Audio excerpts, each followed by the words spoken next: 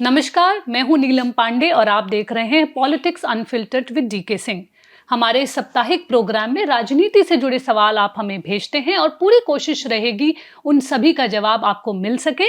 तो आज के इस प्रश्न के साथ शुरुआत करते हैं जो हमारे एक व्यूअर डेली हैपनिंग्स जिनका नाम है उन्होंने दिया है। वो पूछते हैं, बहुत सारे अच्छे विधेयक जो अगर सही तरीके से संसद में पेश किए जाएं तो विरोध भी अगर होगा तो भी शायद पास हो जाएं अगर उसके ऊपर डिस्कशन हो।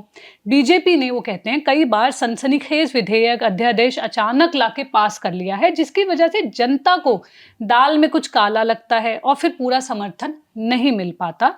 वो ये भी बोलते हैं कि सरकार सबक क्यों नहीं लेती, एक के बाद ऐसे कई केसेस आए हैं। देखिए, ये शुरू में प्रॉब्लम रहा है। ये प्रॉब्लम दोनों साइड से है, सरकार में भी है और अपोजिशन में भी है। सरकार को, जैसे पहले भी हम हमेशा डिस्कस करते रहे हैं, सरकार को हमेशा फ़ायदा मिलता है कि वो जो चाहते हैं, अगर अपोजिशन डिस्कस नहीं कर रही है तो आप पास करवा लो। वो सही कह रहे हैं कि उसे परफेक्शन नहीं आता और बाद में कई बार कोर्ट में जाके कई लॉ जो है सो स्ट्राइक डाउन हो जाते हैं क्योंकि उस पर डिस्कशन नहीं हुआ, स्क्रूटिनी नहीं हुआ।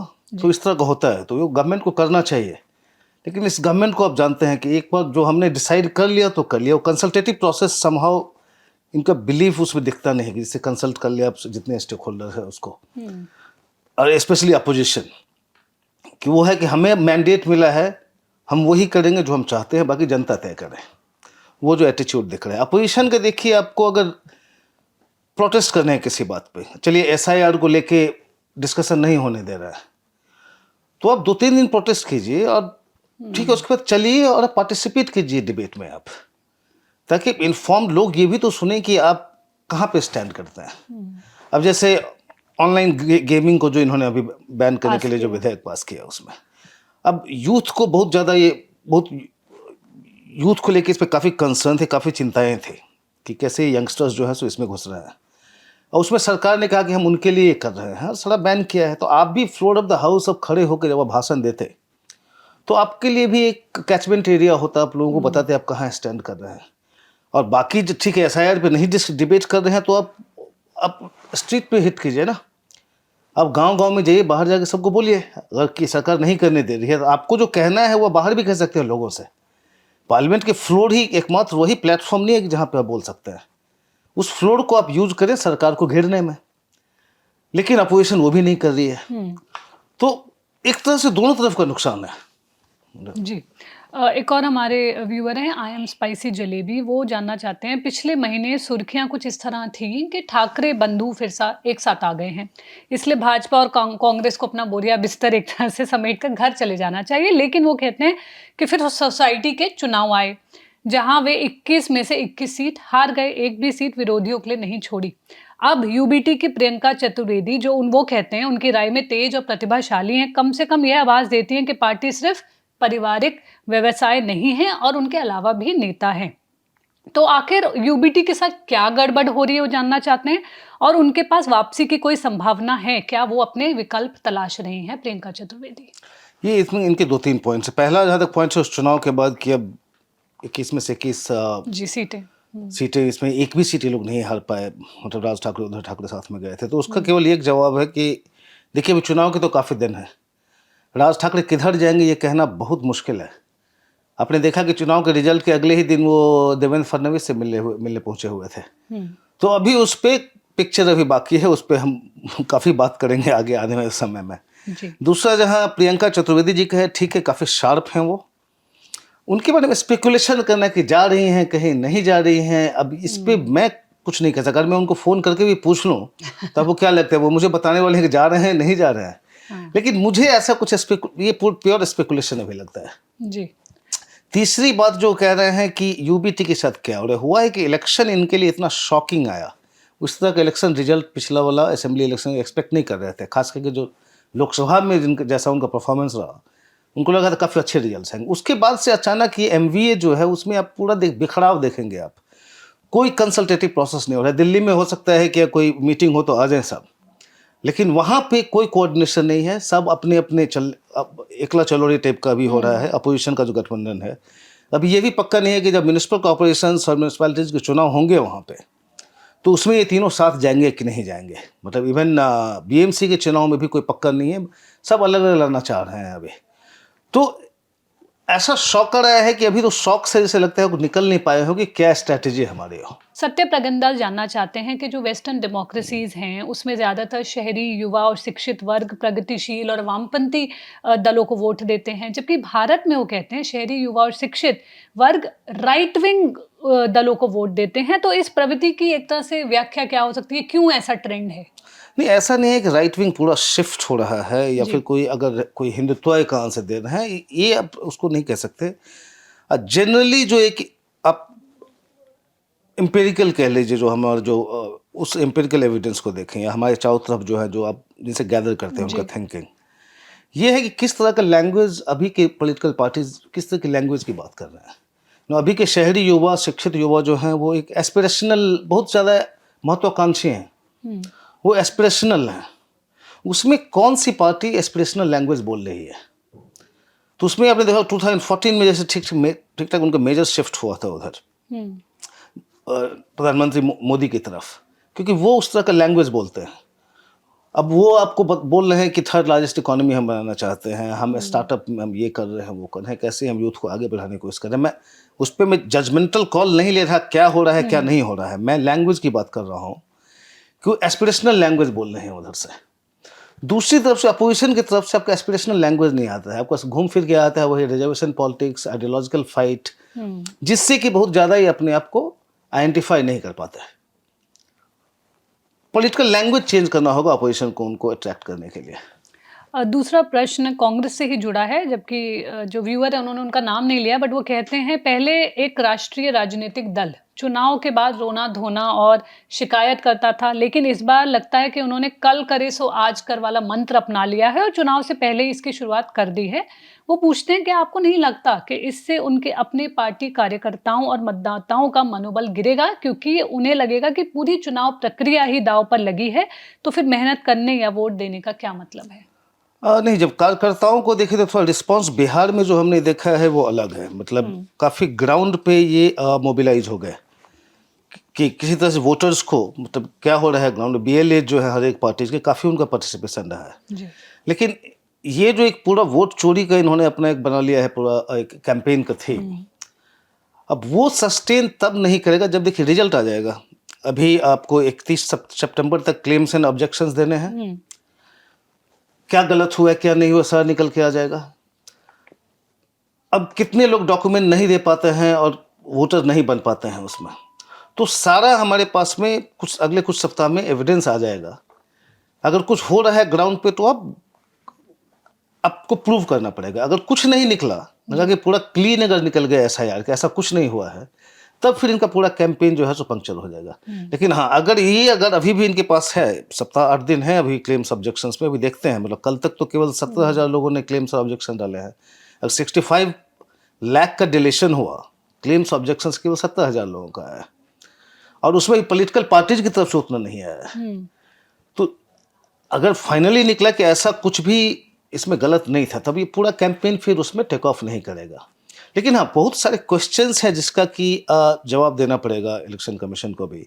अब जैसे महादेवपुरा कर्नाटक में जिन्होंने कहा है वोटर रोल्स में है जितना प्रॉब्लम है, उसमें आपको इसी को जाके आपको इन्वेस्टिगेट करने की ज़रूरत है। आपको बताना पड़ेगा सही है गलत है। मतलब आप अपोजिशन पे अटैक करने के बदले कमीशन को जाके दिखाना पड़ेगा कि वो जो कह रहे हैं गलत है। कि डेमोक्रेसी में ठीक अपोजिशन जो कह रही है आपको सीरियसली सुनना पड़ेगा और दिखाना पड़ेगा कि नहीं वो जो कह रहे हैं गलत है। यहाँ पे थोड़ा सा इलेक्शन कमीशन का भी स्ट्रैटेजी और कहूँ रिस्पॉन्स कहूँगा वो थोड़ा फॉल्टी है। लेकिन अपोजिशन पार्टी भी जितना बड़ा इसको मुद्दा बना रही है बिहार में, एटलीस्ट वो जब फाइनल जब इनका इलेक्टोरल रोल होगा तब पता चलेगा उसमें क्या निकल के आता है और ये क्या प्रूव कर पाते हैं, वो फिर डिसाइड करेगा कि इसका इम्पैक्ट चुनाव पे होगा या नहीं होगा। जी। संचित सुमन जानना चाहते हैं, वो बिहार के बारे में खासकर जानना चाहते हैं। आपके अनुसार दोनों पक्षों की ओर से मुख्यमंत्री पद के लिए प्रमुख उम्मीदवार कौन है? क्या आपको लगता है कि चिराग पासवान इतने मजबूत हैं कि अपना नाम इस दौड़ में शामिल कर सकें? देखिए, अब वो कह रहे हैं चिराग पासवान के असेंबली इलेक्शन लड़ेंगे और वो कह रहे हैं कि अनलाइक उनके फादर जो थे रामविलास पासवान, जो कि जनरली उन्होंने नेशनल लेवल पे उन्होंने राजनीति की, चिराग पासवान कह रहे हैं कि हम स्टेट लेवल पे करना चाहते हैं। अगर वो असेंबली इलेक्शन लड़ें, क्या वो सेंट्रल कैबिनेट को छोड़ के क्या वो अगर अगर एनडीए जीतती है तो क्या वो चाहें कि बिहार में जाएं या डिप्टी सीएम हो जाएं? अभी सीएम की दौड़ में इतना भी वो महत्वाकांक्षी हैं, लेकिन काफ़ी समझदार भी हैं, बहुत ही परिपक्व पॉलिटिशियन हैं। वो अभी मेरे ख्याल से उनका अभी एम्बिशन नहीं हुआ कि 2025 में मैं मुख्यमंत्री बन जाऊं, लेकिन वो लंबा देखेंगे, यहाँ से पार्टी को एक्सपैंड करने की कोशिश कर रहे हैं। अब है कि अगर आपकी सरकार बनती है तो क्या आप सेंटर में रहेंगे, स्टेट में रहेंगे, तो उससे फिर उनका आय का दिखेगा कि आगे कहाँ तक जाने का ये सोच रहा है। शिवा रामकृष्ण जानना चाहते हैं कि जो सीएसडीएस के सह निदेशक की जो माफी वोट चोरी अभियान पर वो कहते हैं इसका क्या असर होगा। वो ये भी जानना चाहते हैं जब आंकड़े का आधार ही गलत हो तो आंदोलन का भविष्य क्या है और क्या इससे संस्था या कहें लोकतंत्र पर क्या नुकसान होगा। देखिए, पहली बात तो जो आंदोलन जो भी अपोजिशन कर रही है केवल इनके आंकड़ों के आधार पर आंदोलन नहीं कर रही थी। दूसरी बात, जहाँ तक सीएसडीएस का सवाल है, अब मैं इनको कम से कम 2 दशकों से तो बहुत ही क्लोजली मैं इनको फॉलो कर रहा हूँ, इनके सर्वे रिपोर्ट्स को। ये ऑब्जेक्टिव रहते हैं। अब कई इनके सर्वे रिजल्ट्स में आप, अब प्रधानमंत्री नरेंद्र मोदी अगर लोकप्रिय हैं तो बहुत क्लियरली ये कहते हैं कि क्यों। और इनका जो सर्वे होता है बहुत ही मतलब वाइड, एकदम नेशन वाइड। ऐसा नहीं है कि हजार सैंपल सर्वे 1000 सैंपल ले लिए और उसके आधार पे कर रहे हैं। सालों से करते रहे हैं, काफ़ी विश्वसनीय हैं और ऑब्जेक्टिव हैं। अब संजय कुमार ने देखिए, अब डेटा जब आप लाते हैं, सर्वे में जब डेटा आता है उसके एनालिसिस में, एडिशन में, सब्ट्रैक्शन में, मतलब घटाने में, जोड़ने में, एनालिसिस में, उसमें गलतियां कभी कभी हो जाती है। महाराष्ट्र वाले में इनसे गलती हुई, जिसके लिए उन्होंने खुद ही आके पब्लिकली उन्होंने माफ़ी मांगी कि यहाँ पे हम गलत हो गए हैं, एक्स पे उन्होंने, जो कि हो सकता है क्योंकि आप डाटा टेबुलेशन कर रहे हैं, आप एनालाइज कर रहे हैं, तो उसमें कुछ एक कहीं पे गड़बड़ होगा, उससे सारा आपका रिजल्ट गड़बड़ हो सकता है। तो हुआ है इतने सालों में, एक बार हुआ इस बार, जिसके लिए उन्होंने माफ़ी मांगे। अब इस पे कैंपेन की जरूरत है, उनको अपोजिशन से लिंक करना और या अपोजिशन के आंदोलन से सीएसडीएस को लिंक करना, ये मेरे ख्याल से ये गलत हो रहा है। क्योंकि इनको मैं पर्सनली, मेरी राय है, पर्सनली मैं इनको जानता हूँ, मतलब सीएसडीएस को जिसने फॉलो किया है, इनका अपना कोई पॉलिटिकल कोई लीनिंग है नहीं। मतलब वो प्रॉपर रिसर्च करते हैं, ऑब्जेक्टिव रिसर्च करते हैं वो। जी, संकल्प जानना चाहते हैं कि आज अगर आप देखें केजरीवाल मॉडल को तो उसका मूल्यांकन कैसे करेंगे और क्या शीला दीक्षित के कार्यकाल में जो बुनियादी ढांचा होता है, नागरिक सेवाएं होती हैं, उससे क्या लोगों के जीवन में कोई क्रांतिकारी बदलाव आए। वो ये भी बोलते हैं, क्या आप कांग्रेस के शासन मॉडल को आगे बढ़ाने में असमर्थता को एक सीमा मानते हैं। देख, मैं अपनी बात बताता हूँ। मैं दिल्ली में जब मैं यूनिवर्सिटी में था तो मुझे अगर एक जगह से दूसरी जगह जाना होता था तो उस समय हम जब बस लेने आते थे, मुझे याद है कि तो कई बार तो आप बस के बाहर खड़े रहते थे। ब्लू लाइन बसेस, उसमें आप अंदर घुस तक नहीं पाते थे अब। और एक बार घुसे, अगर आपको कहीं उतरना है तो 2 स्टॉप पहले से आपको जो है सो अपने आप खींचना पड़ता था आगे के लिए। हाँ, कॉलेज में हमारे मतलब आपको जिम जाने की जरूरत नहीं पड़ती थी। मतलब एक बार बस राइड ले लिया आपने दिल्ली में, आपको हो गया, मतलब हेल्थ आपका टेकन केयर ऑफ। तो वो वक्त मैंने देखा है। और फिर शीला दीक्षित ने जैसे सिटी को ट्रांसफॉर्म किया जी। अब हमारा ऑफिस जैसे आईटीओ में है, पहले आप देखते जिस तरह कंजेशन होता था यहाँ पे, चारों तरफ यहाँ आते ही लगता था कि आप पागल हो जाते होंगे। सारा कुछ डिकंजेस्ट होता चला गया, सीएनजी बसेज। तो दिल्ली को शीला दीक्षित सरकार ने ट्रांसफॉर्म किया। अब उन पे आरोप जो भी लगते रहे हों, लेकिन यहाँ तक गवर्नेंस की बात है, उन्होंने काफ़ी अच्छा किया। अरविंद केजरीवाल के समय में, उनके समय पूरा मैंने देखा है, मेरे लाइफ में कोई अंतर नहीं पड़ा। या शुरू में शायद बिजली या कुछ सब्सिडी दे रहे होंगे, तो अगर मेरा कुछ बिजली कम आ रहा होगा तो मैंने ध्यान दिया नहीं है उतना कि कितना कम है, कोई कैलकुलेट अगर हो रहा होगा तो वही हो रहा होगा। तो ये केजरीवाल मॉडल का ये जो हेल्थ का जिसे कहते हैं, अब हेल्थ में ठीक है, मोहल्ला क्लिनिक शुरू किया, अच्छा इनिशिएटिव था। मतलब आपके डोर स्टेप तक ले जाना, मतलब आपके मोहल्ले में इस तरह का हो तो बढ़िया है। लेकिन धीरे धीरे ओवर द ईयर्स उसका खत्म हो गया, फिर वो इम्पैक्ट रहा नहीं। हॉस्पिटल से बहुत ज़्यादा आपने उसका कुछ डिफरेंस देखा नहीं। एजुकेशन में बहुत ज़्यादा हाइप था कि हम एजुकेशन में ये कर देंगे वो कर देंगे, लेकिन सच्चाई ये है कि हम जब भी इन्वेस्टिगेट करना चाहते थे तो स्कूल के अंदर एंट्री तक नहीं मिलती थी हम लोगों को। आपको कोई टीचर ले जाएगा साथ में, क्या पढ़ाई हो रहा है वो बताएगा आपको। अब जैसे होता था कि जो कुछ लड़के जैसे 10th के बाद अगर उनके मार्क्स उनके नहीं आए तो आप कहते थे आप बाहर से पढ़ाई करो, मतलब उसका ओपन से आप कर लो, फिर आप परीक्षा दो, ताकि ये जो रिजल्ट्स दिखाते थे इसमें वो रिफ्लेक्ट नहीं करेंगे कमजोर बच्चे हैं। अरे कमजोर बच्चे हैं तो अपने सिस्टम में रख के उन पे आप और ज्यादा मेहनत करेंगे, या फिर उसको आप अपने सिस्टम से ही निकाल देंगे, तब तो वो खत्म ही हो जाएगा पूरा फिर। और रिजल्ट सब दिखा सकते होंगे अच्छे, मतलब कि हमारे इतने % पास हो गए, इतने अच्छे मार्क्स आए, मतलब आपने तो सारे कमजोरों को निकाल के बाहर ही कर दिया। तो सच्चाई वो है। तो मुझसे किसी भी दिन अगर मुझसे पूछे तो शीला दीक्षित का गवर्नेंस अरविंद केजरीवाल गवर्नेंस से बेटर था। ये मेरा एक्सपीरियंस रहा है दिल्ली का सिटीजन। तो उसको आगे फॉरवर्ड क्यों नहीं ले जा पाए कांग्रेस? ये कांग्रेस का केवल यही नहीं कि शीला दीक्षित के, पहले तो कांग्रेस ने खुद ही शीला दीक्षित को जो है सो डिसोन करना शुरू कर दिया धीरे धीरे, मतलब उनके बेटे तक को भी, संदीप, मतलब ऑलमोस्ट वो हाशिए पे हैं कांग्रेस में। तो कभी कांग्रेस ने ओन अप करने की कोशिश ही नहीं की। ये कांग्रेस का प्रॉब्लम है, केवल दिल्ली में नहीं, मतलब कई स्टेट्स में इसी तरह के प्रॉब्लम चल रहा है। जी, हरिमोहन अग्रवाल जानना चाहते हैं, डेमोग्राफी चेंज वो कहते हैं गंभीर मुद्दा है। भारत के सबसे बड़े अल्पसंख्यक समुदाय की जनसंख्या वो कह रहे हैं बहुत तेजी से बढ़ रही है। आज़ादी के बाद से ये प्रतिशत बढ़ा है, जबकि ज़्यादातर देशों में अल्पसंख्यकों का प्रतिशत समय के साथ घटता रहा है। वो जानना चाहते हैं कि राजनीतिक फायदे के लिए क्या जानबूझकर जनसंख्यायिक परिवर्तन की साजिश भारत की पहचान को धूमिल कर सकती है? हमारे राजनेता सक्रिय क्यों नहीं हैं? और वो ये भी जानना चाहते हैं इस मुद्दे को उठाने और सांप्रदायिक ना लगने का सबसे अच्छा तरीका क्या है, किस तरह से इस पे बात होनी चाहिए? देखिए, जहाँ तक मुस्लिम्स का जो जिस बेसिस पे आप कह रहे हैं मुस्लिम्स की जनसंख्या काफ़ी बढ़ रही है, वो हमारे जनगणना के आंकड़े, सेंसस डेटा ये नहीं कहता।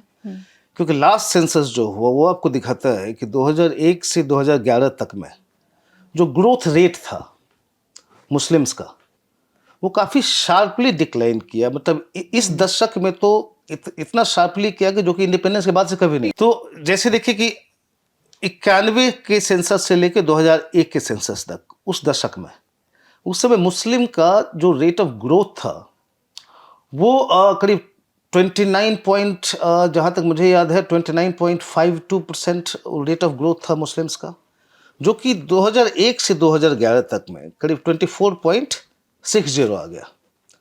तो करीब करीब वो रेट ऑफ ग्रोथ जो है, बढ़ने वृद्धि की जो दर थी मुस्लिम पॉपुलेशन की, वो करीब करीब 5 परसेंटेज पॉइंट कम हुई पिछले दशक में, जो कि पूरे इंडिपेंडेंस के बाद से शार्पेस्ट था। हिंदूज का भी रेट ऑफ ग्रोथ कम हुआ।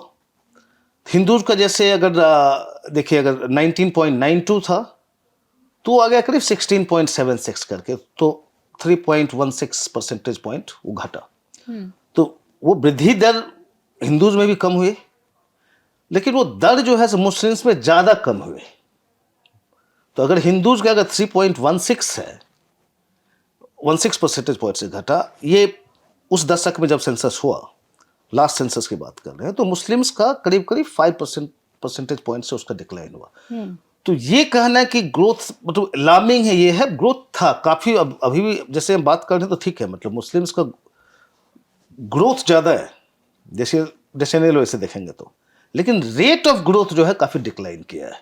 तो इसमें हम लोगों को थोड़ी क्लैरिटी होनी चाहिए जब इस इशू पे हम डिस्कस करते हैं। और अब फिर अब लेटेस्ट अब सेंसस आएगा, फिर देखते हैं फिर क्या होता है उसमें। जी, रूफ 007 जानना चाहते हैं, क्या 2024 के लोकसभा चुनाव में सीटों में एक तरह से उल्लेखनीय वृद्धि के बाद कांग्रेस वाकई मजबूत हो गई है?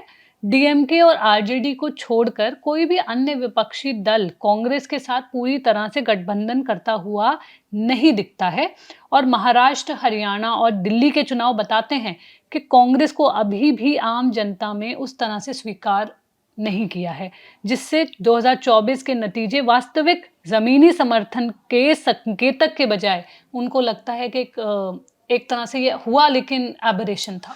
देखिए 2024 ठीक है, कांग्रेस को 99 सीट्स आ गई, लेकिन सच्चाई ये भी है कि बीजेपी ने भी काफ़ी मिस्टेक किया। टिकट डिस्ट्रीब्यूशन से लेके, पोल मैनेजमेंट से लेके, आरएसएस ने भी जो है थोड़ा सा पीछे हाथ पीछे खींच लिया। तो बहुत सारे फैक्टर्स थे। तो वो बीजेपी का मैं कहूँगा लॉस ज़्यादा था, बजाय इसके कि कांग्रेस का बहुत ज़्यादा इम्प्रूव किया था। तो इनको बेनिफिट मिला उनके मिस्टेक्स का, क्योंकि आप देखिए उनका जो वोट परसेंटेज है इनका करीब करीब 20% 2024 2014 2019 लोकसभा इलेक्शन में थे। 2024 में 20 से 21% हो गया, मतलब 1% बढ़ा हुआ। तो इतना ज्यादा उनका वो नहीं हुआ। मिस्टेक्स दूसरी तरफ हुई। उसके बाद आप सही कह रहे हैं, उसके बाद भी हमने विधानसभा के चुनाव देखे हैं। दिल्ली, अब हरियाणा। उसमें वो उस तरह से दिखा नहीं। फिर अगर 24 अगर कोई ट्रेंड दिखाता है तो वो दिखा नहीं।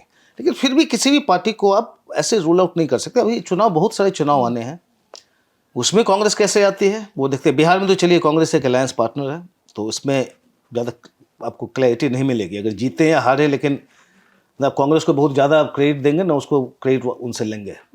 देखना पड़ेगा इनका कि जहाँ ये हैं, जैसे अब अगले साल जैसे असम में है, असम में क्या कर पाते हैं ये आपको देखना पड़ेगा। केरला में ये यहाँ पे क्या कर पाते हैं। तो कांग्रेस को वॉच करने के लिए अभी कुछ आगे वाले असेंबली इलेक्शन में देखें। और एनीवे किसी भी पार्टी को सीधे डिसमिस नहीं कर सकते अगर पार्टी खत्म हो रही है। जी। आशीष देव सिंह जानना चाहते हैं, यदि हम पिछले कुछ साल देखें तो ये कांग्रेस पार्टी थी जिसने जीएसटी सुधार की बात की, डीबीटी की बात की, मतदाता सूची में जो गड़बड़ी हो रही है, जाति जनगणना वो कहते हैं, कोविड चेतावनी, और फिर ट्रंप को लेकर भी चेतावनी दी। एनडीए ने उसको पिक भी किया वो कहते हैं। फिर भी कांग्रेस अपने पक्ष में नैरेटिव बनाने में कमजोर दिखती आ रही है, ऐसा क्यों है?